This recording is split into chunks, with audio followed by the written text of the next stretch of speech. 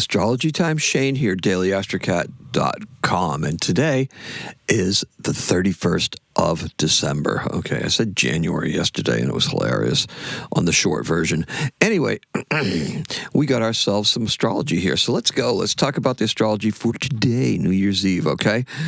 Now, let's think about this because it's New Year's Eve. That's going to be great. The moon in Taurus is void of course at 7:25 in the morning, and it enters Gemini at 8:13 today. Now, today we get to leave the workplace a little early in order to usher in the new year.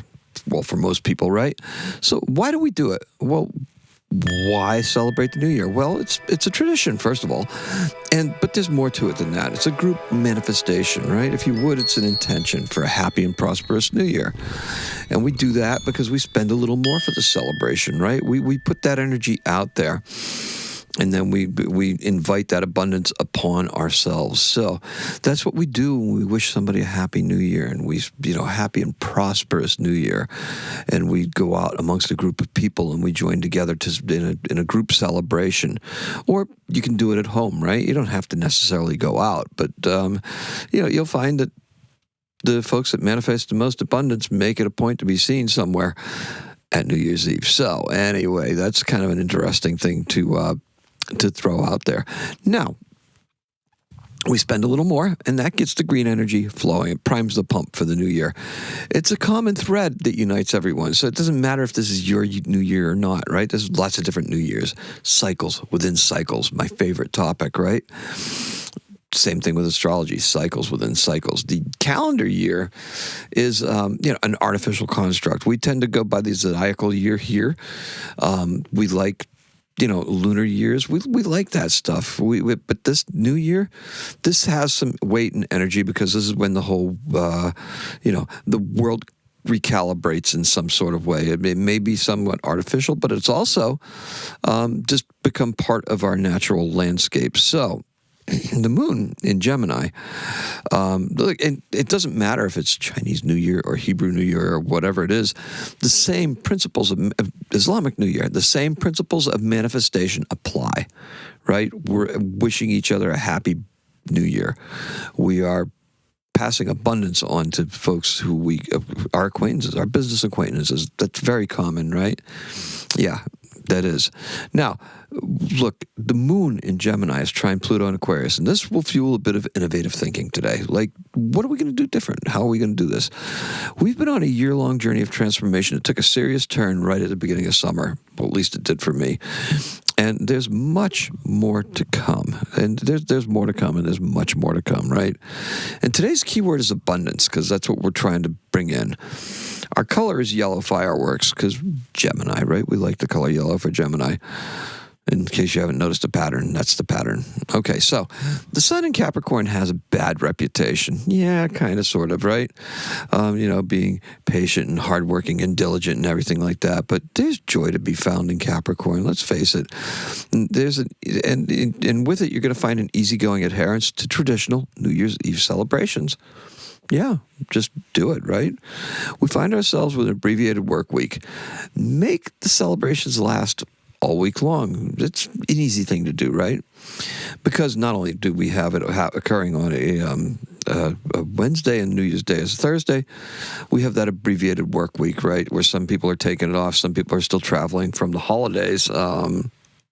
So we need to give ourselves enough downtime to recover from the final push that brought us through this season. And really, that's what we're looking forward to doing. We're looking forward to just, celebrating, bringing in that abundance, spending that little bit of extra money, whether it's to go out or whether you're, with friends or, you're at home, but you just want to make sure that it's a special time because it is a special time. It's a time that we're going to celebrate together. Mars and Venus, let's talk about that for a second because they're closing in on each other. A great time for romance, great time to find it, right? We're starting to find that stuff heating up. So if you're being pulled in that direction, you don't know why, that's why. There's an astrological reason for it. Venus is quickly approaching Mars, and we're going to be operating with a stellium in Capricorn for, next couple of weeks. And Mercury is rapidly catching up, too.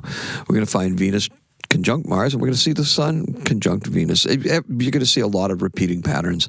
It's going to be very reminiscent of the end of the Scorpio season, where we started to see some of the fruits of our manifestations, labor, and stuff like that. This is more about getting back on track and setting us up for that next cycle, right? And we will talk about that as we get into more astrology. Now, just remember, this is a great time to remember that Gemini moon is a dynamic and witty moon, okay? It is. It's versatile, quick thinking, quick talking, even for an East Coast guy, right? But it's also easily scattered, as I just went off topic a couple times. Perfect for the day's festivities. The mood is one of fun and excitement. Keep it going. And if you're delivering some of that fun, if you're working, if you're doing something, if you're trying to help others, that is manifesting a different sort of abundance. That is abundance that you are just actively working on. And you got to keep it going. You got to get the job done, right? Now, pop the cork early and greet the new year. Sing along to Auld Lang Syne. That's right. Hug, kiss, cheer. The arrival of 2026 is 1 year you won't want to sleep through, okay? You don't want to miss this one, okay? Don't miss the celebration. Invite the abundance into your home and into your life, and home is very important, okay? Your New Year's intentions start tonight with celebrating abundance. We're manifesting it. That's our intention. So with that being said, I wish all of you a happy new year, an abundant new year, a prosperous new year. Now, let's get to our historical point, because in 1963, Jerry Garcia and Bob Weir of the Grateful Dead played music together for the first time at Dana Morgan's Music Store in Palo Alto, California. Yep, and the rest, they say, is a long, strange trip. And our birth is John Denver. That's right, John Deutschendorf, born in 1943, died in 1997. American pop songwriter. He wrote Leaving on a Jet Plane.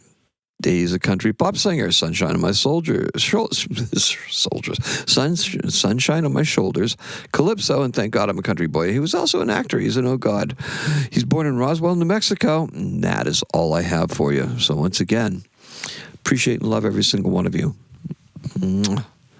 Happy New Year. Today's the 6th. Happy astrocatting.